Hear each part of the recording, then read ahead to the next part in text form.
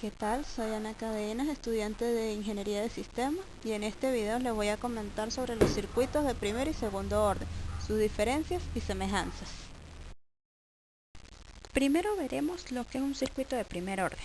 Se caracterizan por una ecuación diferencial de primer orden.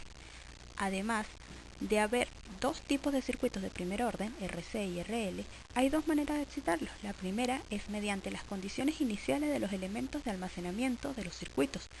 Se supone que en estos circuitos conocidos como circuitos sin fuentes, la energía se almacena inicialmente en los elementos capacitivo o inductivo. La energía causa que fluya corriente en el circuito y se disipe gradualmente en los resistores. Aunque los circuitos sin fuente están por definición libres de fuentes independientes, pueden tener fuentes dependientes. La segunda manera de excitar circuitos de primer orden es mediante fuentes independientes. Ahora los circuitos de segundo orden. Estos se caracterizan por una ecuación diferencial de segundo orden. Consta de resistores y el equivalente de dos elementos de almacenamiento de energía. El análisis de circuitos de segundo orden será similar al realizado con los de primer orden. Primero se consideran circuitos excitados por las condiciones iniciales de los elementos de almacenamiento. Aunque estos circuitos pueden contener fuentes dependientes, están libres de fuentes independientes. Como es de esperar, estos circuitos sin fuentes darán respuestas naturales. Acá podemos observar cómo son normalmente los circuitos de primer orden y los circuitos de segundo orden.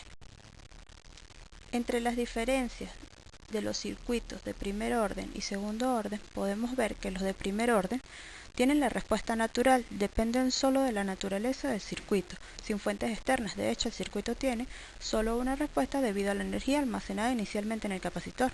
La constante de tiempo es la misma sin importar cómo se defina la salida.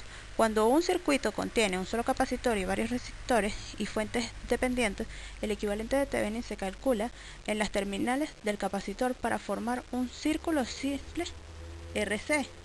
También es posible aplicar el teorema de Thevenin cuando se combinan varios capacitores para formar un solo capacitor equivalente. Y en los de segundo orden vemos que ellos producen una respuesta perfectamente senoidal. Esta respuesta no puede complicarse en la práctica con L y C a causa de las pérdidas inherentes a ellos. La respuesta de un circuito de segundo orden con dos elementos de almacenamiento del mismo tipo no pueden ser oscilatorias. La principal semejanza que se encuentra en los circuitos de primer o segundo orden son que se analizan por medio de ecuaciones diferenciales que permitirán conocer si son de primer orden o de segundo orden.